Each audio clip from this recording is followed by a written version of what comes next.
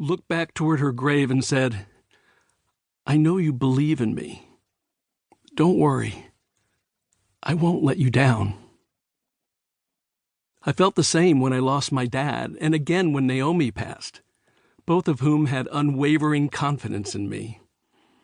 That strength and belief from those who know you best is immeasurably valuable in helping you take the risks necessary to grow, and it's important to find those people, to surround yourself with those people who support you. Entrepreneurs inevitably come up with ideas that others believe are unlikely, improbable, impossible, or even insane. In order to succeed, you need the friend who can tell you that to your face, while at the same time cheering you on every crazy step of the way. When passion combines with the confidence gained from true friends and supporters, it buoys you to say, "I know it's improbable, but I'm going to experiment. I'm going to try this. I want to see how good I can become before I run out of time." My appreciation for the scarcity of time heightened after I lost my Naomi. I was no longer a 20-year-old kid with every possibility ahead of him. I had to think about how to motivate not only myself, but also our 3 children, Esther, Craig, and Alec, ages 18, 16, and 11 respectively at the time. How could I help them find a reason to keep going when the person they love most in the world was gone? That was my challenge. Profit and prosper from the core. Business has always been personal to me. I learned the value of grit from my mother. My father-in-law gave me my start in the corporate world. I shared my business with my wife, dad, and kids. More on all that later.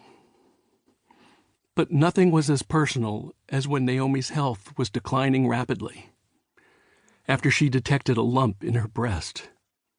You never believe it's going to be cancer, but it was. And when it is cancer, you never believe it's the kind that spreads, but Naomi's lumpectomy revealed it had already spread into her lymph nodes.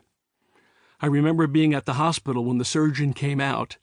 I'd already been pacing and waiting 5 hours, drinking cup after cup of bad coffee, both eager and dreading for the surgeon to reappear.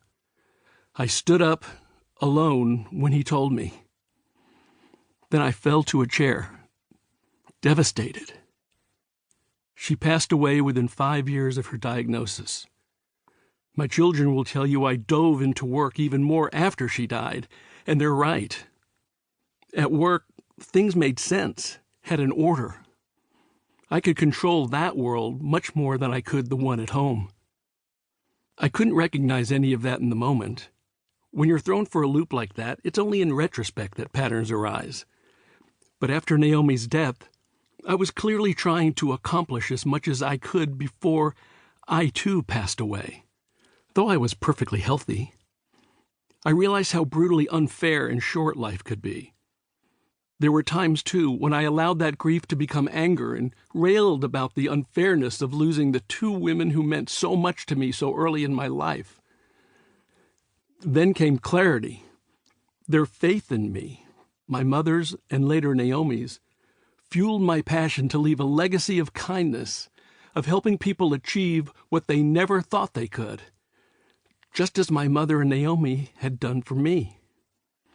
A few years after Naomi's death, when my frustration around the constant anxiety I felt was too disruptive to ignore, I began a practice of heightened introspection that I have kept up to this day.